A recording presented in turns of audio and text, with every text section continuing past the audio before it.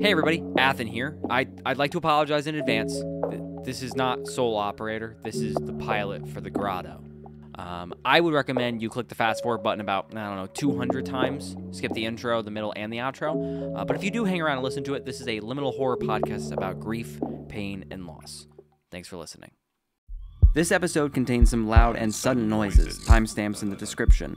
In addition, it also contains some depictions of gore as well as some claustrophobia. Listener discretion is advised. Okay. It's fine. It's fine. You got this, Matt. Just focus. You got this. Alright. Here we go. Let me start from the beginning, because the last 24 hours have been... I'm pretty sure it'll take me a while to explain. See, I've gone through some shit recently. It's not the kind of shit I'm about to tell you about. I mean, just unfortunately, normal human shit. Obviously, you know about, since you've been gone, I've become a little bit of a depressive mess. My therapist recommended that I record something, if not for anybody else, for me. And so I thought the easiest person to talk to was you. And so I thought I'd talk to you. Yeah, everybody's been bugging me about it when I answer their calls, which until lately has been never. I know they mean well, and nobody's trying to make me feel bad, but I get stuck in these loops where I'm not feeling anything, then I feel bad that I'm not feeling anything, and it's not important. I'm rambling. The point is, David really dove in, helped get me out of my funk, and forced me to pick up a hobby. So that's what I did. I started spelunking. Honestly, I've always been interested in it. There's something about the way rocks look from the inside. That's a lie. You know that. I hate it. David's really into it, though, and considering my hobbies were vodka, Coke, and Adderall, I figured it's better if we don't do my current thing. So, oh, right, you don't know David that well either. So, David's that guy from work. We used to work together. I don't work there anymore, obviously, but I still go into the restaurant to... I like the food. You liked the food, too. David's into caves and all that outdoorsy stuff. He has one of those natural rock climbing bodies with the muscles and stuff. And I have the opposite of that, as you know, which is one of those bodies without. Anyway, I'm rambling again. The point is, he convinced me to go exploring. As you know, this is the town to do that in, because the whole town's basically one big fucking tunnel. You have the public tunnels, you have the caverns, you have the closed offs, you got the underwater cavern. I mean, if you wanted to do it, no better place to live. I wanted to start small. So we went to the Grotto. Hush.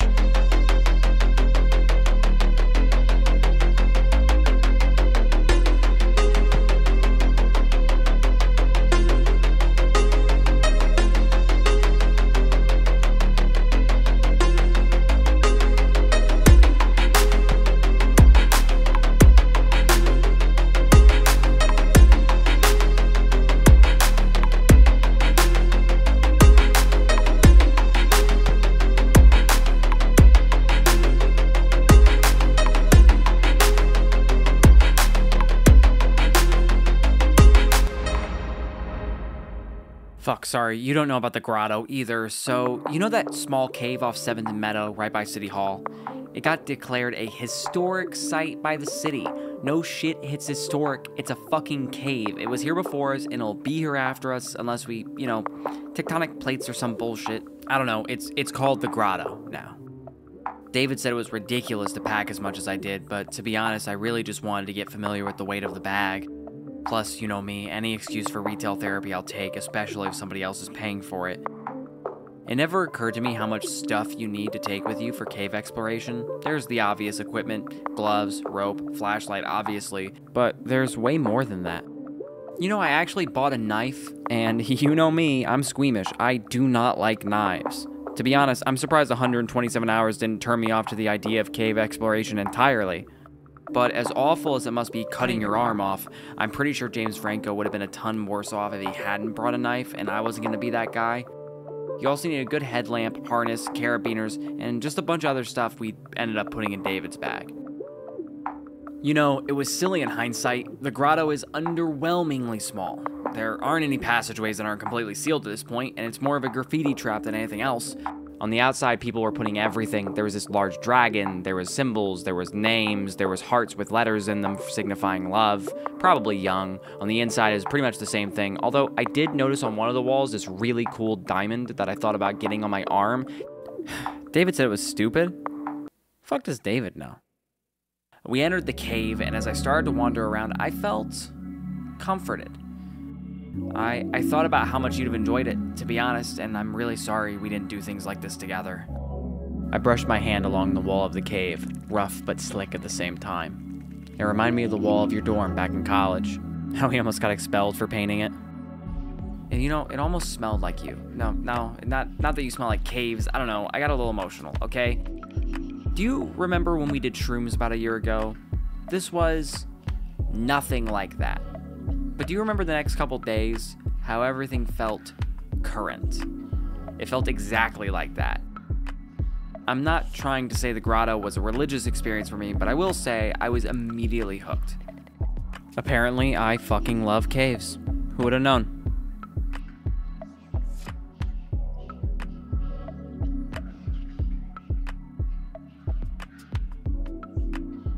So we started planning our next outing at the diner. David started saying, "You think the grotto was cool? Man, you have to come with me to this spot by the bay. It has these beautiful natural formations, and there are these pockets where you can just sit for hours. Oh, wait, let's go tomorrow. I get off early." Okay, hey, I just started doing this. Don't you think I should, like, I don't know, practice more? And by the bay, aren't those are all barricaded? I feel like we're not supposed to go in there. Like, I'm not sure. No, safe? Maddie, it's like, fine. It's fine. They okay. have to block them off. It's just to avoid liability, because there's some sections you have to kind of finagle your way through. It's not a safety thing. It's just easier in case some kids hurt themselves. Plus, worst case, I can make sure nothing bad happens to you. I promise. Okay. Also, I'll buy dinner after. Okay. Also, just say yes because I ask nicely. Okay, fine. Also, fine. just say yes because I ask David, nicely. it's fine. I'll come. It actually sounds like it could be kind of fun. It's a date. So anyway, I was talking to Violet at work, and she was just going on and on about these birds outside. Fast forwarding, the car ride was shockingly uneventful. David's music taste is not exactly my style. It's okay, but he's a really big fan of The Doors, and it's fine. I liked the company. I just like sound in general and just being around people, and I haven't had much of that lately. So I had a good time in hindsight, but it's whatever. I remember there was an energy in the air when we got out of the car that something wasn't quite right, and David told me that the water level had risen, which affected his normal route to get into the cavern. He said he knew of another entrance. He hadn't really gone through it very much, but it's worth looking into, and we did that. As we took our first steps into the cavern, I realized whatever I had felt in the grotto, this feeling was the complete opposite. I don't want to say foreboding because it sounds cheesy, but it was foreboding. Foreboding's the word. That's the word I'm going to use. We descended into the cave further, David leading the way, the most familiar of the two of us, with climbing and the path we were taking. He had started out boisterous like his normal self, but the further we got, he started whispering. He warned me, "The vibrations can make the cave collapse." You know, David, if you ever end up listening to this, that's the sort of thing you should mention before we enter the fucking cave. But anyway, we reached a section where, to continue, we had to go through a passage that was small, absurdly small, smaller than me. I did not react well, to be honest, but David assured me it was fine. He had done this before, and he'd teach me how to do it. David laid down on the ground and walked me through the steps. The first thing to do was tie my bag around my ankle. That way I could push through the cavern while still bringing my bag with me, because if I had it on my back, I'd be too big to fit through. He told me to move on the exhales. That way as little of my body was filled up with oxygen as possible so I would fit better. He told me to feel my heartbeat. That way I didn't panic. And he told me to clear my mind so I didn't freeze. Steps. I expelled all the air in my lungs and pushed forward. Pause, breathe, repeat. This went on for about a minute until I reached the end. David emerged behind me and we had entered a new section of the cave. There was a large rumbling outside. We couldn't be too far from the surface and it sounded like a storm had begun. I noticed a small passageway to my right with a familiar looking symbol at the end. Deviating from David, I walked towards it to investigate. It was a small red diamond, about 8 inches tall. I had seen it in the grotto. Whoever did that was here? Didn't make any sense. I turned to yell to David, "Hey, look what I found!"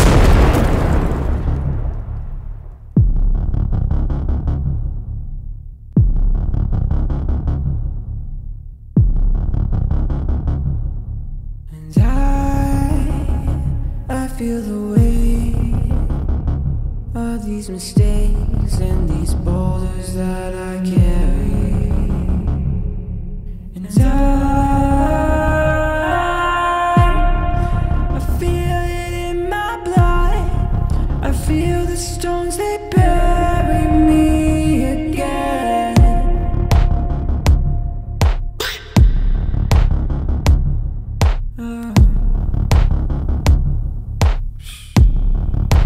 Buried alive.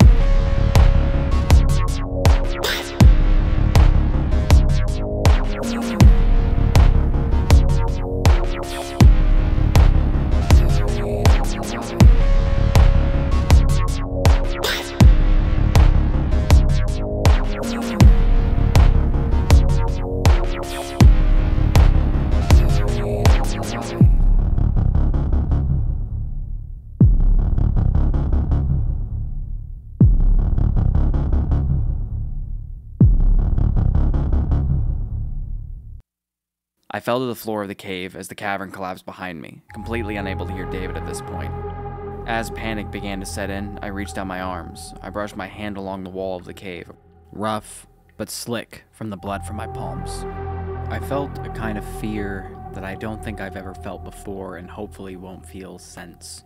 It started in my stomach and traveled to my throat, my hands, my legs.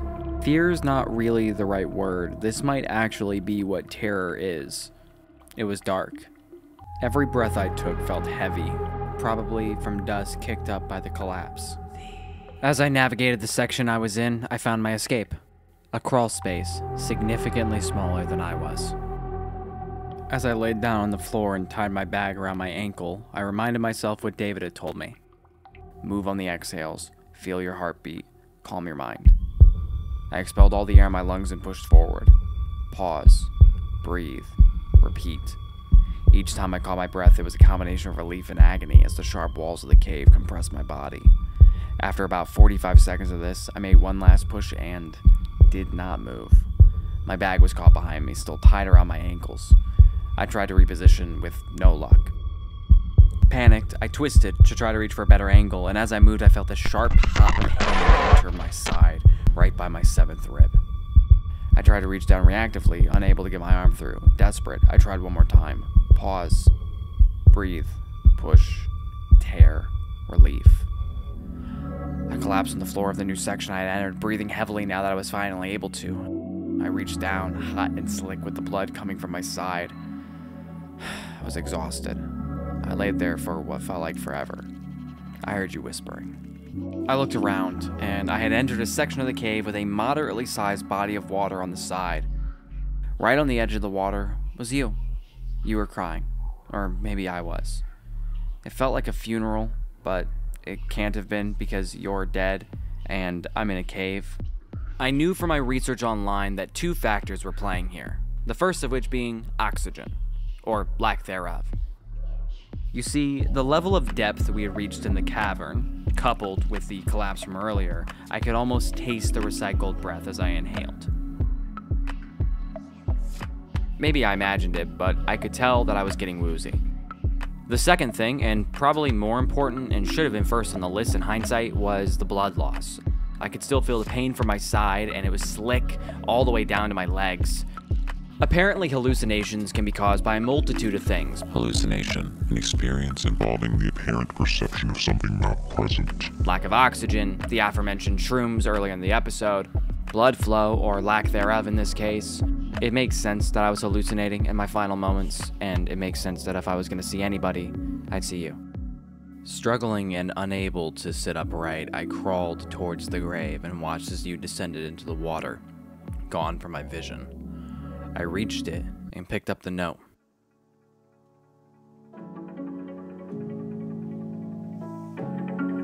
Hi, Matt. It's me. It's Emily. God, that is such a stupid way to open up a letter. Obviously, it's me. My name is right there. I know it's been a while since I last wrote. Too long, honestly. I feel a little bad about it, actually. Almost a year, I think. But I know that if there's one person who would understand, it would be you. You always did seem to understand. I feel like I'm going crazy. I'm not sure if I ever really fully got over you. And honestly, I'm feeling like I would be lucky if I never did. Your visits make it harder. I'm sure that after enough sleep without you showing up, I'd eventually move on. But honestly, I might be more scared of that than anything else that's happened. You're like a collapse at the entrance of a cave. You keep blocking the way of anyone else trying to get in. And, worst of all, I don't want you to leave.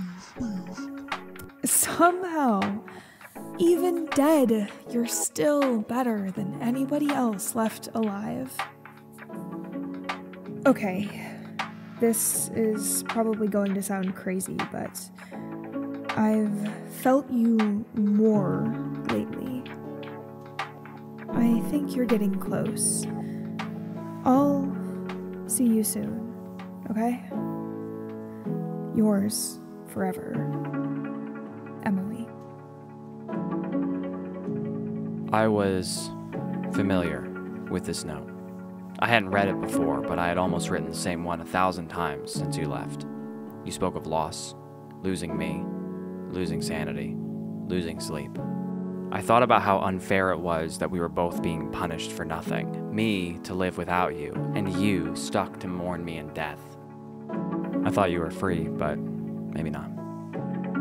As I laid down next to the water, I noticed a small, uneven light breaking through the surface, probably originating about 8 feet down, but there really was no way to tell. With newfound strength, I pushed myself into the water. The first thing I realized was how cold it was. The second thing I noticed was my blood pooling, changing the color. Pause, don't breathe, push, repeat. As I swam towards the light, I thought of a lot of things. How I might be imagining it. I thought of you. I thought about how cold the water was when we crashed that night. Or when I crashed. I thought about how sorry I am. And I thought about David. I reached the light. Suddenly, no longer in the water, I hit the ground hard in the new room I had entered. Barely conscious, I looked around, surveying my surroundings. The first and last thing that caught my eye was a red diamond, approximately 8 inches in height, about 20 feet away from me, with a small dot in the center. I was in the grotto. I passed out. I woke up in a hospital bed.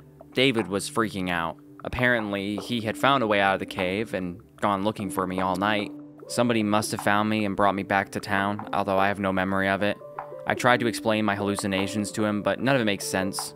The doctors confirmed the obvious. I had lost a substantial amount of blood, plus with the lack of oxygen, I was in a bad way when they found me. I was in the hospital for about 7 days. I'm not saying that it was a religious experience for me, but I cried a lot thinking of what had happened.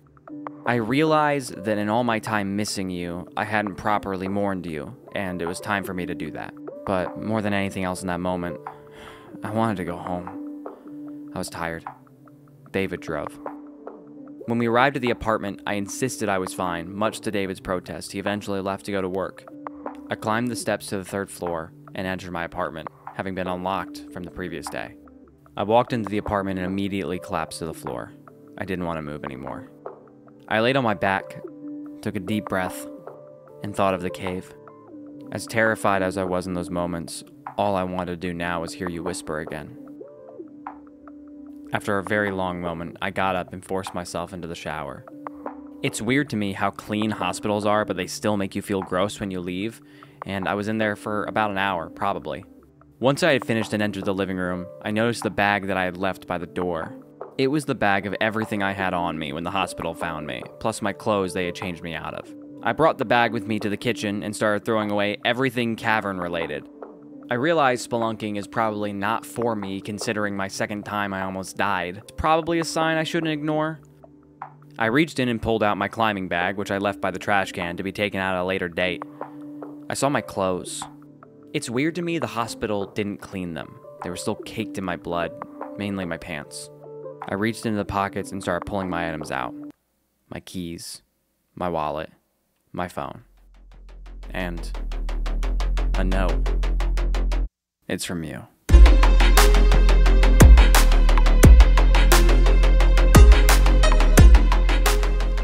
Thank you for listening to The Grotto. If you'd like to support the show, in order of least intrusive to most intrusive, you can give the show a 5-star rating on whatever podcast site you're listening on. The next intrusive would be sharing it with your friends, either via social media, on Discord, or, I don't know, in person. Ugh. The most intrusive option for you, not for me, would be going to the Patreon, patreon.com/thegrottopod, where you can get access to early instrumentals, some cover songs, as well as puzzles. Although I will say there's a puzzle specifically for this episode that you may have already seen or heard part of, so I don't know, look around for that. There's some bonuses behind that as well. I'd like to give a huge shout out to Lissa J as the voice of Emily. Their links can be found in the description, as well as their podcast, 400 Words of Horror, also linked in the description, as well as on the website. I'd also like to thank Taylor Michaels for being the voice of David. Their links are also in the description, as well as the website. So show everybody some love and listen to some of their projects as well. Thanks for listening. I've been hanging from the gallows, feeling like I'm extra hollow. I can feel my bones breaking. I don't know the way out. I need to make this outro shorter next time, don't I? I've been hunting for the answers, cut my skin and trace the pattern. I can feel your breath now. Can you leave me home now? Hush.